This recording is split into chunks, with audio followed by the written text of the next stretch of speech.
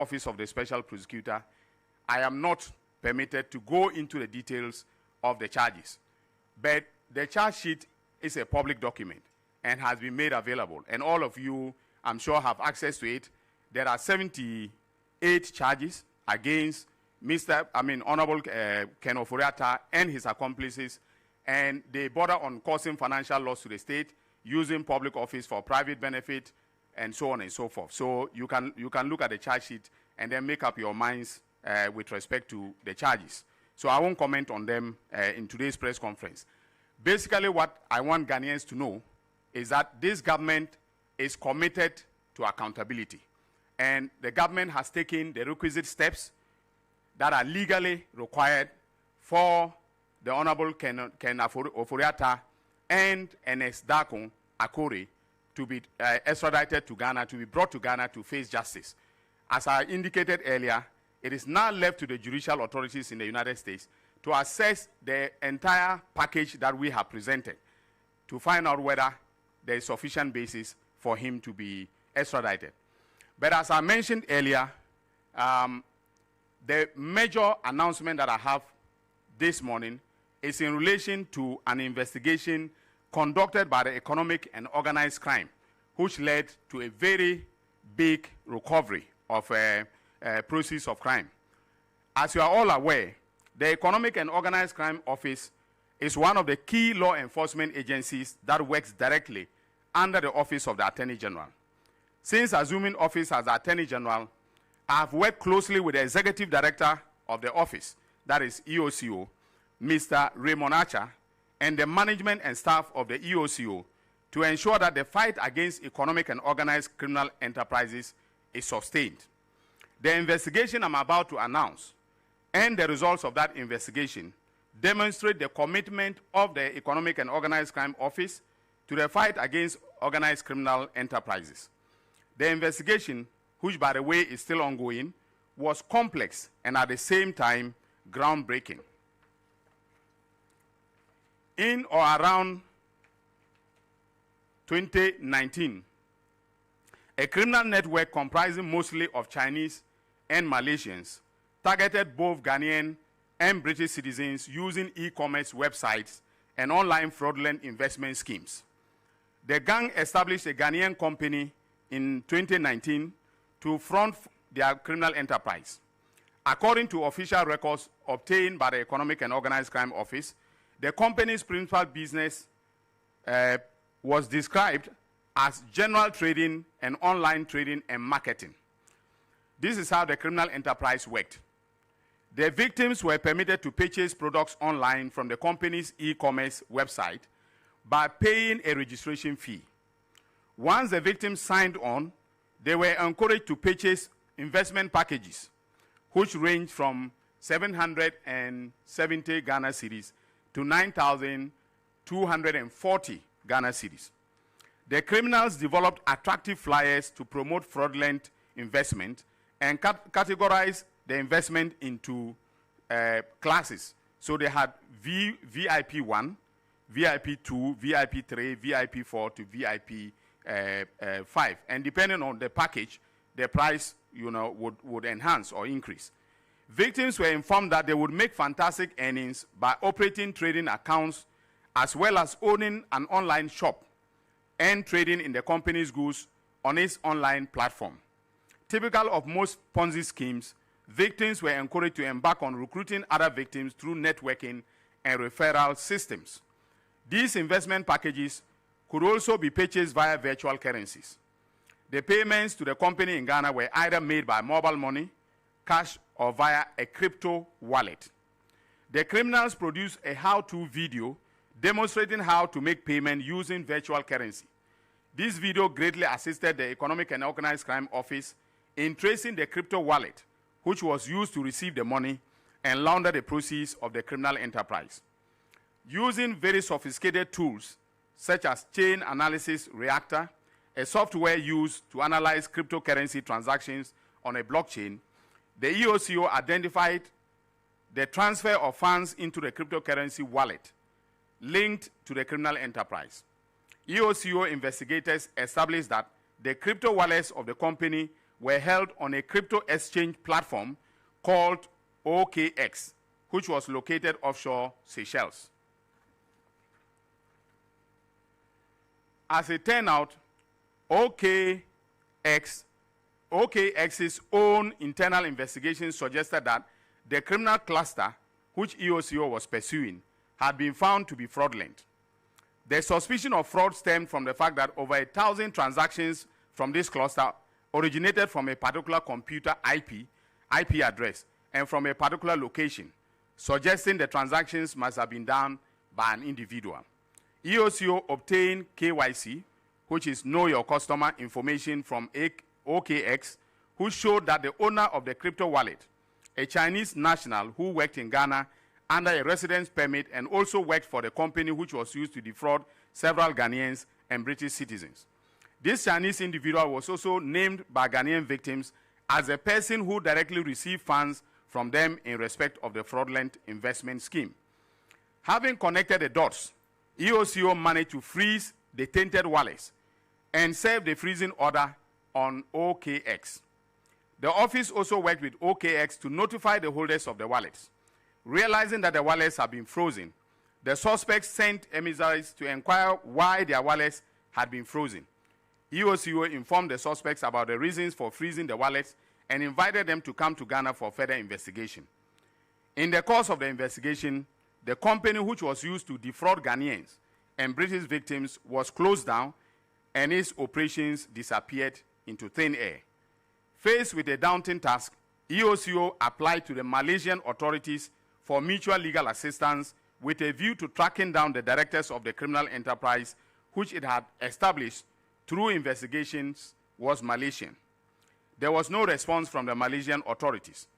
EOCO became aware that the criminal scheme, which was operated and promoted by Chinese and Malaysian nationals, was a global operation that targeted victims in developing countries in Africa.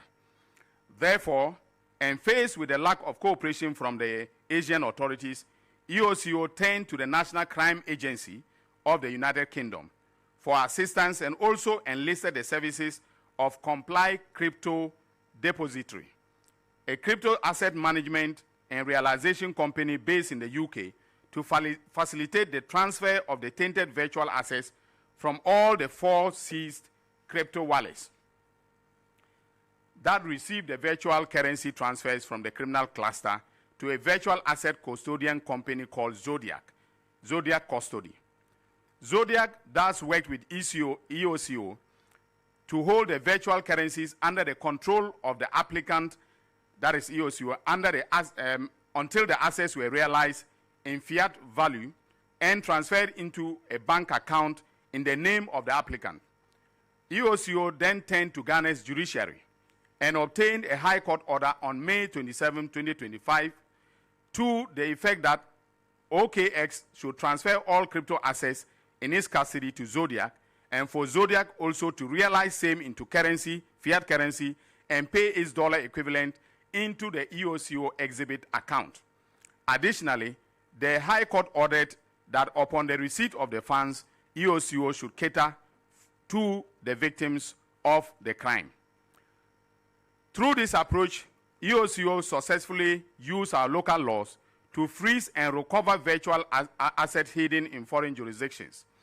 As a result, on November 19, 2025, Zodiac Custody successfully converted the said crypto assets of the criminal enterprise and paid same to EOCO's exhibit account in the amount of $15,191,730 United States of American dollars and 13 cents. As demonstrated above, the criminal enterprise targeted our citizens, defrauded them, and laundered the criminal proceeds into cryptocurrency such as Bitcoin, USDT, and Ethereum in an attempt to further hide the proceeds from the reach of Ghana's law enforcement. With this recovery, millions of funds which were looted out of the country have been successfully returned to our motherland. In the coming days, EOCO will enter into a second phase of this case, which will involve screening both Ghanaians and British victims for restitution. As His Excellency the President, John Dramani Mahama, stated during a recent press conference, Ghana will no longer be a safe place for any form of criminal activity which seeks to target our economy, our financial system, and our citizens. This case should therefore serve as a clear warning that EOCO has developed the capability to investigate and recover virtual assets such as cryptocurrency, and that no foreign jurisdiction is too far from the long arm of Ghanaian law enforcement. Since EOCO's Shiza, the international law enforcement community has been buzzing with excitement about what they consider to be a remarkable innovation and success in modern law enforcement through the use of the non-conviction-based asset recovery approach to recover such substantial sums of money. The use of local laws to target, freeze, realize, and repatriate proceeds of tainted virtual assets in foreign jurisdictions. On November 5, 2025, both the National Crime Agency of the UK and the National Economic Crime Center of the United Kingdom wrote to congratulate EOCO for this incredible achievement. Consequently, I would like to take the opportunity to thank the hardworking and dedicated staff of the Economic and Organized Crime Office, especially the Executive Director, Mr. Raymond Acha, and his two deputies, who endured tireless days and nights in ensuring that these foreign criminals who targeted our economy and our citizens were denied the proceeds of their criminal enterprise. I would also like, on behalf of the Economic and Organized Crime Office, and also on my own behalf, to thank our partners, especially the National Crime Agency of the United Kingdom, whose relentless support and guidance has been instrumental in the success of this case. I would like also to thank our third-party non-state actors such as Zodiac, Custody UK, Chain Analysis UK, OK Exchange UK, and the European banks, whose understanding and compliance have paved the way for a breakthrough in innovative cryptocurrency investigations for a safer and credible virtual asset space that protects the vulnerable and ensures accountability. Most importantly, the Economic and Organized Crime Office and my office would like to extend our utmost gratitude to Ghana's judiciary for their pioneering role in studying and guiding us through the complex case which is going to set a new benchmark for international law enforcement, especially on the continent of Africa in respect of how to apply local laws to target virtual assets in foreign jurisdictions. In particular, the EOCO would like to thank her leadership, Justice Gwendolyn Millicent Owusu of the High Court Economic and Financial Crime Division for her leadership, guidance through the process. Without her understanding of the complexities of this case, that this achievement would nearly have been impossible. As you may have realized, we have omitted the names of the criminal entities, names of individuals, as well as the names of the victims. This is because this case remains active and is open. Ladies and gentlemen of the media, my fellow countrymen and women, the Economic and Organized Crime Office as a law enforcement agency has seen rapid transformation in the execution of its statutory mandate. This has been evident in the work that the office has done in this year alone. You recall that two high-profile cases, investigations involving the National Signal Bureau and the Buffer Stock Company have been completed and are, before the courts for trial. And trials have started, in both cases.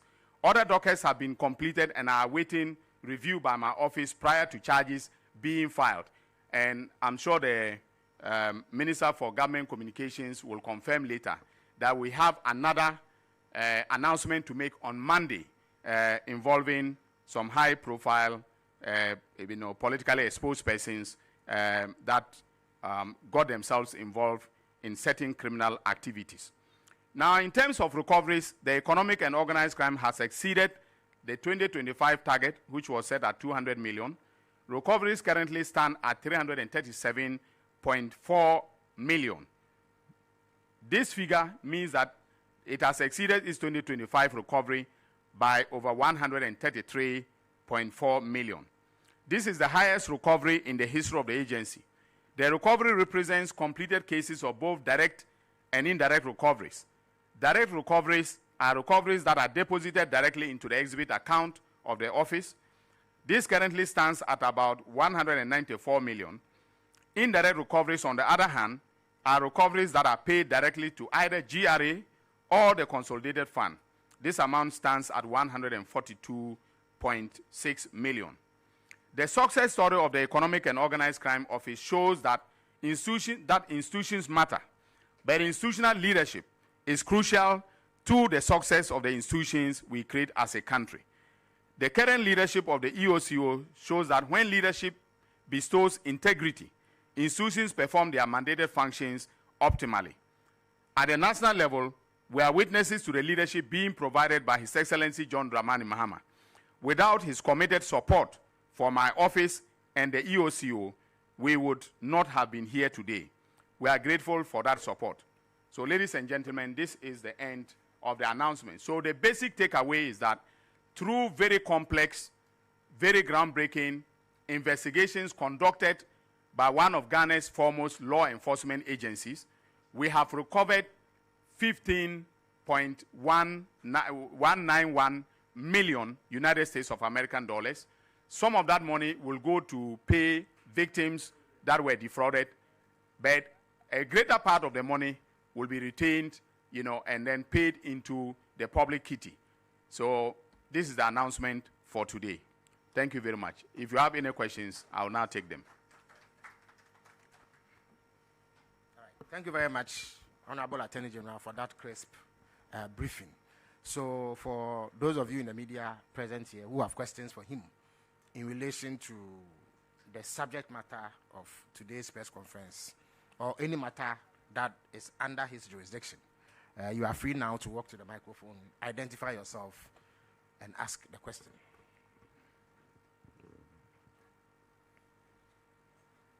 Hello, good morning. My name is Shadrach. Good to see you. Odame. My friend Odame. How are you? Yes, I'm back. Yeah, please go ahead, yeah.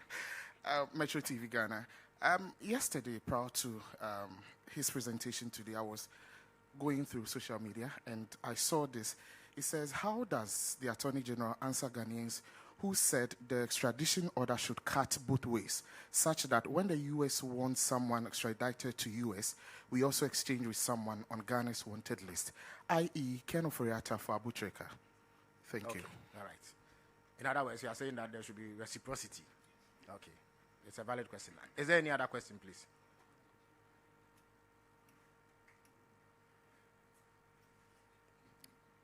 Yeah, Hanan. Since your name appeared in some briefing, you have been reluctant to ask questions. All right. My name is Abdul Adam, and I work with EIB Network. And Minister, you stand accused of dropping some of your names. Okay, Minister, how soon should we expect Mr. Ken Ofori-Atta and his accomplice to be extradited to Ghana to face the alleged charges that you mentioned? Once a time frame, whether you know of any time frame. And secondly, you mentioned my namesake and then the former executive director for the Signals Bureau.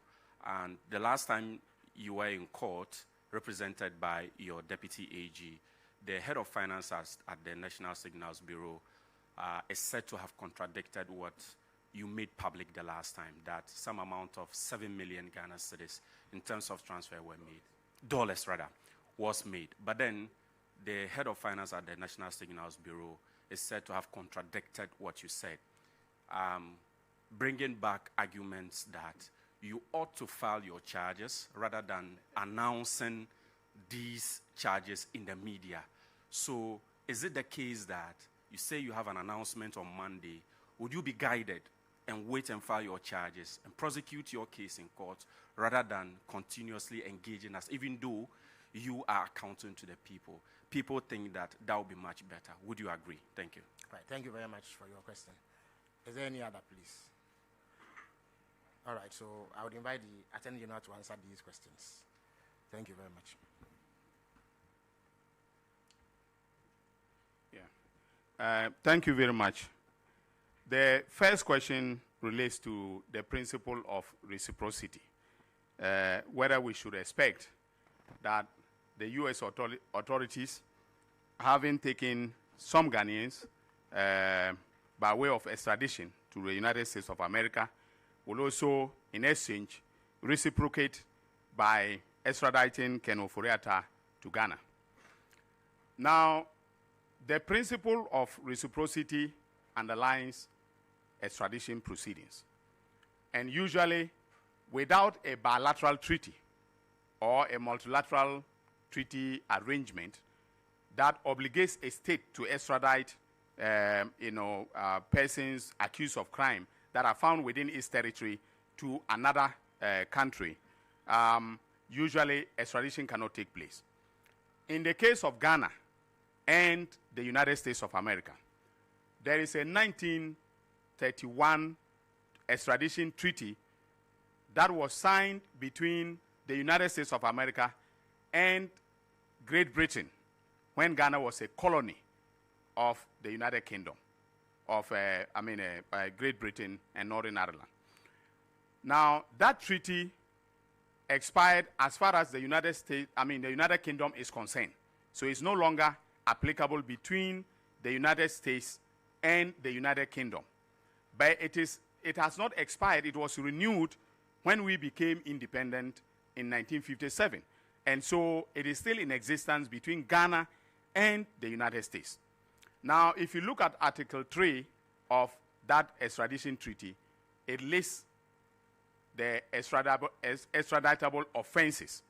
And then it also provides the principles of extradition, okay, of which reciprocity is one, all right?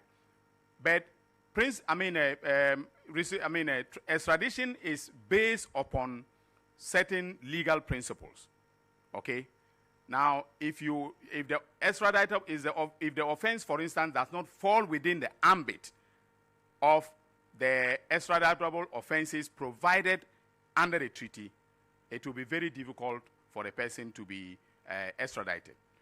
Okay, if, for instance, there is a sense that persecution will take place rather than prosecution, that a person will not be treated fairly if extradited, it's most likely extradition will not take place.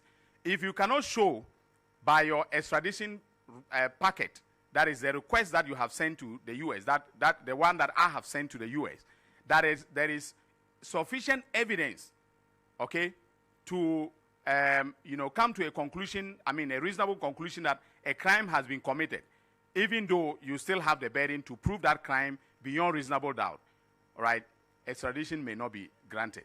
So the basic point I want to make is that, yes, the principle of reciprocity applies, okay, and I would have been very happy to hand over Abutrika as I have done, okay, and then get Ofori-Atta quickly in return, all right? But usually, the extradition proceedings take place in a court of competent jurisdiction. In our case, that is the district court, all right? In the U.S., it will also be the federal district court. Now, mind you, the person who is the subject matter of extradition will fight it in court. Okay, so the American authorities won't just take my request and say, here you are, here is Ken Ofori-Atta, and then here is, his other accomplished, and you take them, and then they can face trial. It will have to go through court proceedings in the U.S., all right? And I just got to know, that he has hired some of the top, yesterday, I got to know that he has hired some of the top lawyers in the United States of America, very experienced lawyers, to, defend him. Now, I'm not afraid at all right? I am not afraid at all. But it means that there's going to be a fight in the federal courts in the U.S. If the district court says no, he will go to the circuit court, all right? If the circuit court says no, he's entitled to go to the U.S. Supreme Court to fight his case. So I cannot tell you that he will come tomorrow or he will come the next day, okay? And I'm just being honest. Accounting to the people means being explicit and truthful. So this is what, we are faced with. But I have, on behalf of the government of His Excellency John Dramani Mahama, we have taken the requisite steps to bring him to Ghana to face trial. And if I were him, this is his home. He should just join the next flight and come here. Under my watch, he will not be treated unfairly. You know, he will go through due process and be prosecuted just like any other person, just like Kwabena Edubohin or Hanan or any of the persons that I have filed charges against. Now, the Hanan, you asked you asked two questions. The first one is about how soon. I just wrote how soon, but I think I have forgotten precisely the question that you asked. Okay, yeah. So I have answered that aspect. Now, you also talked about some contradictions arising out of the court proceedings. I have stayed away, and deliberately and ethically so, from commenting on the pending proceedings. My approach or strategy is always to inform the Ghanaian public, my fellow citizens, of what I have found in the investigations. I have never pronounced anyone guilty prior to filing charges. All right? And despite what anyone says, all right, I am not going to stop accounting to the people prior to filing charges. That, for me, is the best way to tell the people the steps you've taken, the results you've obtained, all right, before you go and file charges. So I'm not going to abandon that strategy. And I can tell you from where I sit, there was no contradiction. Okay? Whatever happens, $7 million were transferred. Nobody is fighting. Nobody is saying that $7 million were not transferred. All right? From the public BNC into the private BNC. $7 million. The evidence is solid. The day my investigator takes the stand, you will see from his witness statement the documentary evidence, including bank transfer, advice. Okay? Advice slips that show that $7 million was transferred. Counsel for Edubohin, the Honorable Atachia, spent a lot of time cross-examining on the exchange rate. And that is where this whole issue about whether it was 7 million, it was 49 million, or it was, whatever. $7 million were transferred. All right? So the exchange rate for me is of no moment as far as my case is concerned. And ladies and gentlemen, take it from me. Even if I succeed in proving that one cedi, okay, Hanan, listen to me. You ask the question. Even if I succeed in proving that one cedi of public money was stolen, I have made my case. So this whole debate about how much was transferred or not is of no moment to me. From a purely criminal law point of view, it is of no moment to me. All right? The judge is not going to strike my case, throw my case out because I have not proven that exactly 49 million was stolen. Once I can prove that even one cedi was stolen, all right, he's guilty of stealing. All right? And for those of you in the media, I keep saying that ask the critical questions. If you have the access to the witness statements which we have filed, all right, ask yourself, okay, in March 2020, 16 million Ghana cedis was put into fixed deposit accounts in Kwabena Edubohin's name. Was that public expenditure of the money? I leave that question to you because I know everyone is watching, including the judge. I'm not going to comment on the matter in an adverse way, but I just want to ask the critical questions because what the strategy that Kwabena Edubohin and his acolytes in the social media and mainstream media have engaged in is to continuously misreport. At some point in time, I thought of bringing applications for contempt because they are undermining the very administration of justice. Have you ever seen or heard my deputy, the Honorable Justice Srimsai, commenting on the case after court. I have given him strict instructions. We don't do that. All right? We are the leaders of the bar. We must go by the ethical traditions of the bar. You don't comment on a case in a manner that adversely, affects the case that is being made in court. But this is what they have been doing. So they get bloggers, they pay everyone to be saying things that are not. So, for instance, if you say, the evidence is now coming out that Ghana must go bags of money were being transferred. It's normal at the national security. For God's sake, I didn't say, if you look at my case, I never said that Kobina Edubonhi stole money in Ghana must go bags. Have I made that case? So what is the relevance of the Ghana must go bags argument? All right, I leave it to you, to your judgment. But if you look at my case, there were bank transfers. And I also have evidence of how the money was spent. Okay? How the money was spent. From March 2020 to August 2020, he had finished spending the $7 million. Whether you are, whatever exchange rate of exchange you are using, the money was finished. And I have all the bank details, including transfers of 200,000, 100,000, who took it and what. I have all of that. All right? So please, the media, ask the critical questions of them. Because I have briefed you, I have briefed Ghanaians, I have made my case, to the Ghanaian people. All right? Nothing has contradicted the evidence that I have presented. And mind you, there is no way that I, given my years of professional experience, will come and tell the Ghanaian people one thing when I do not have the evidence to prove it in court. All right? So you watch the space. When my investigator takes the stand, you will understand very well the case that we've made in court. And from all the cross-examination, I don't see anything that is relevant or damaging to the case that I have made in court.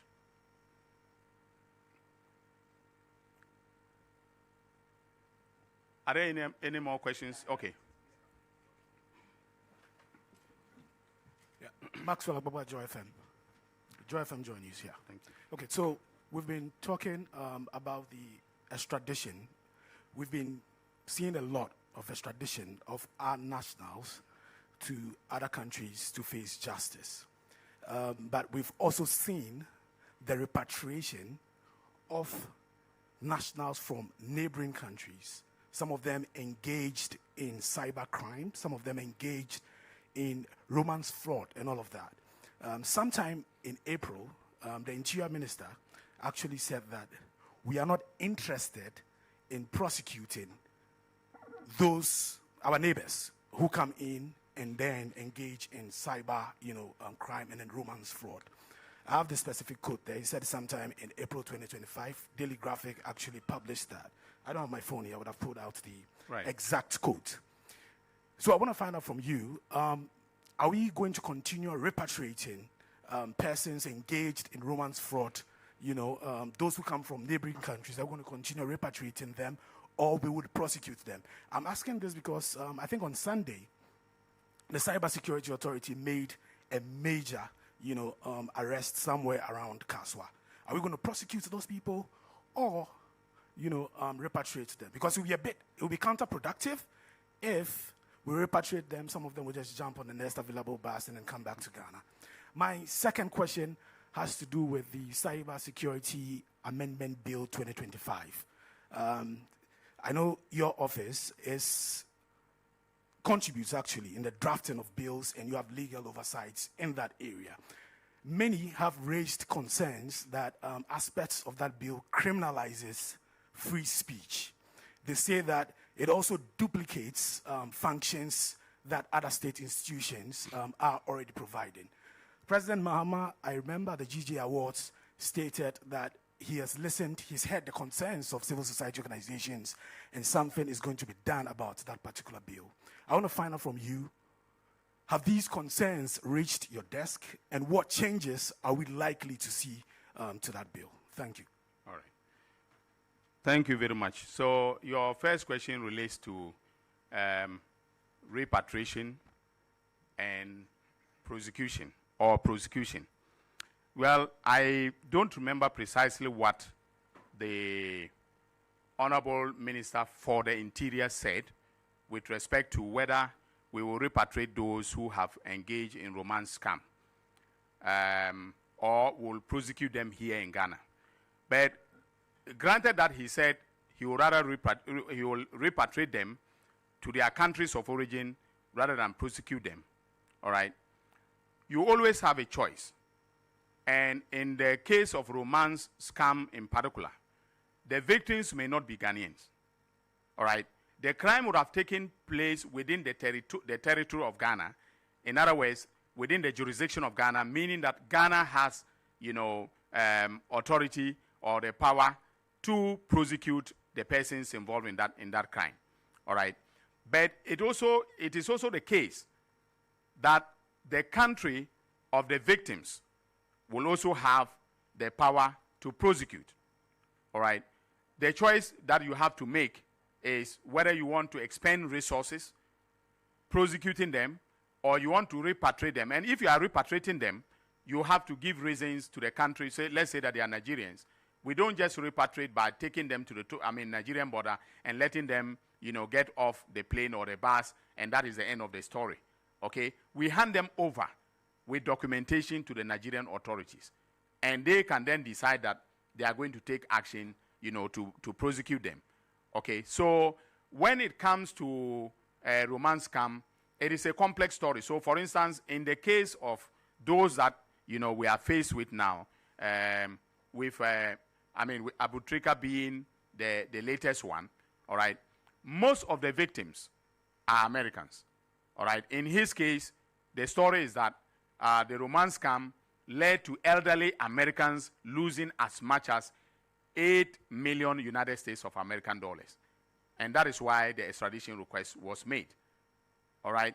Now, we didn't investigate the crime itself, okay. We didn't know or had no basis to suspect that he was engaged in those criminal activities. Of course, sometimes if you take the lifestyle, you do a simple lifestyle audit, it can come up that this person must be getting illicit proceeds. That is why the person is living lavishly, all right? But that wasn't done. We didn't do the investigation. We didn't build a docket. So we cannot purport to just all of a sudden receive a docket from the United States of America requesting for extradition. Then we say, okay, you know what? We will retain the person here, take your evidence, and then, go to court. In fact, the courts will even fight us if we adopt that kind of approach. Okay, so it's a complex governmental decision to take. I know some of those people are fellow citizens who are engaged in the romance scam, and there is a school of thought that says that we should be lenient with them, but all crime is crime, and we need to hold everyone accountable who has engaged in criminal, conduct. And this is the way to go. Now, with respect to the cybersecurity bill, I must say that, yes, my office is in charge of drafting, but we take instructions or drafting instructions from the ministries, departments, and agencies that want to change the status concerning or affecting their sectors or their agencies, all right? It is not every bill that I have the opportunity of reading from cover to cover before signing. If it is an amendment, I will read the proposed amendments and then authorize the Legislative Drafting Division to send it to Cabinet. Now, it is not, we can always advise an agency that a proposed amendment offends the Constitution, say the human rights provisions of the Constitution in Chapter 5, including the right to freedom, of speech. All right, but where it is debatable, we defer to the ministry that is bringing the proposed amendment. So in this particular case, the bill has been laid. The bill is now the property of the Parliament of the Republic of Ghana. Civil society organizations and individuals have made the case that certain aspects of the bill offend the Constitution, particularly the provisions relating to freedom of speech. I believe that Parliament will listen. I believe that there will be proposed amendments by committee members and by during the plenary, the consideration stage of the plenary, amendments will be proposed. And I believe that ultimately, okay, some of the deleterious provisions that have been complained about will be refashioned in a way that will conform to the Constitution. If I have the opportunity to re-examine the bill, and also even if it is passed, all right, I can tell the president not to sign it if I am convinced that the bill offends the Constitution and laws, existing laws of this country. Good afternoon. My name is Emmanuel Romeo Tete, and I report for Ahoto FM. AG, please, I want to know what will distinguish your tenure from that of your predecessors in terms of justice delivery and the rule of law. And secondly, at the end of your tenure, what single reform will you want Ghanaians to remember you for? Thank you. Well, okay. A quick update. I wanted to find out if there is any update on ex-Maslock CEO, Sedinam Tamaklo, who was sentenced here and is receiving treatment abroad. Anything we can get. Thank you. Okay. AG, I'm back again. Yes, AG, you are welcome. You responded, even though I don't have an opinion on it, but I think that I still disagree with you. But I'll move on to my next question, which still has to do with the Keno Foriata issue. There's a whole issue surrounding the OSP handling the prosecution or the case involving the former finance minister. And some have argued that, including civil society, that this case be handled by your office. As you have submitted a formal extradition request to the U.S. authorities, is it the case that you will consider handling this case from the office of the special prosecutor? Thank you. Yes. Right. So the first twin questions related to my tenure as Attorney General. I think it's too early, for me to... I am consumed with work, consumed in making sure that the promises made by His Excellency John Dramani Mahama in our NDC manifesto, especially in relation to oral, all right, are carried out. I want the president to stand tall and be justified for what he said to Ghanaians to get elected. So I don't even think about what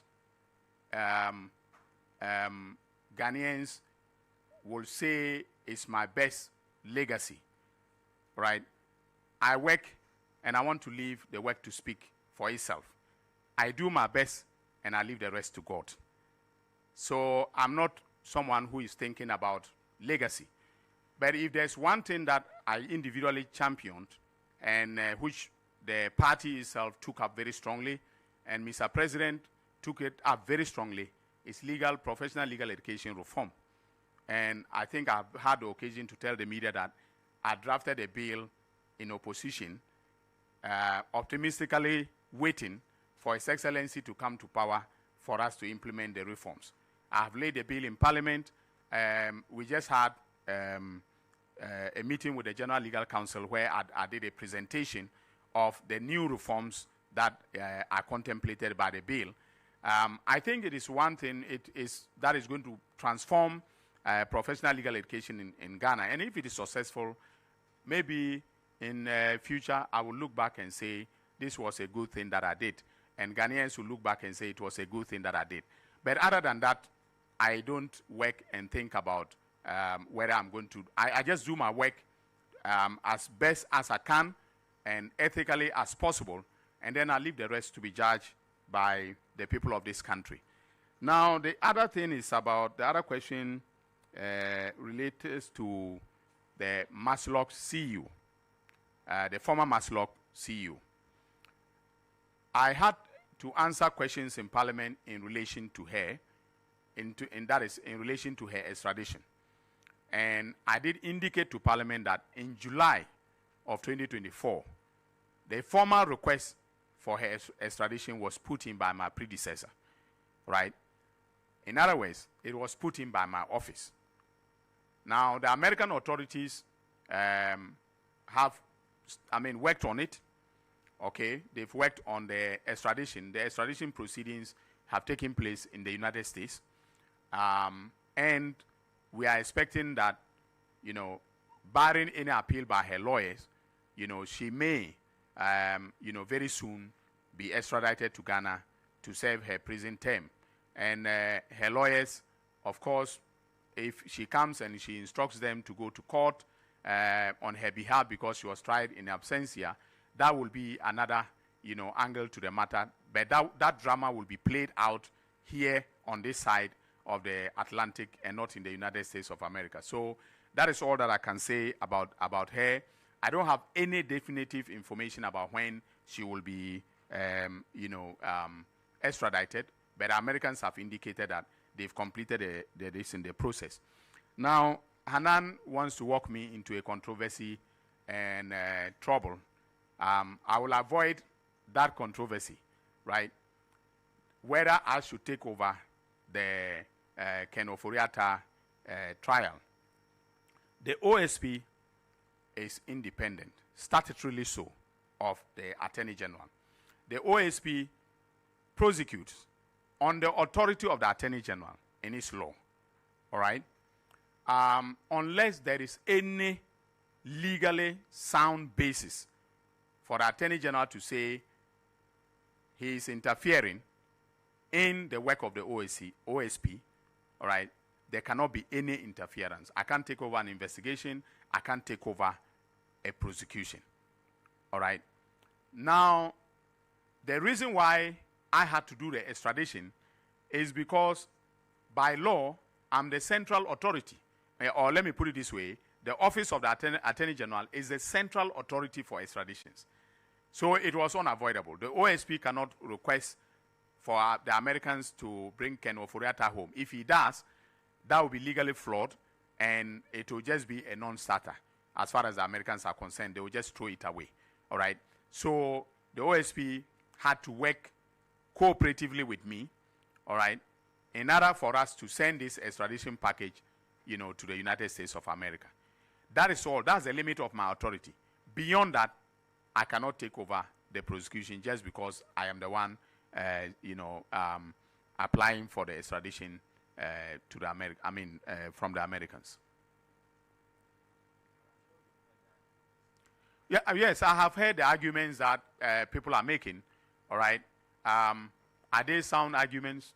I don't know. I won't place any judgment on what they are saying.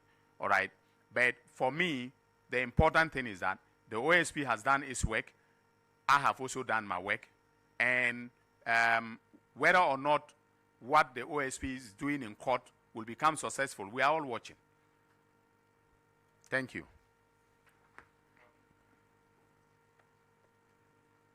Thank you very much, the Honorable Attorney General, for this briefing. As he indicated, on Monday, he will be back here to disclose details of the conclusion of an investigation into a case involving a high-profile personality and the filing of charges in same. So until then, thank you all for coming.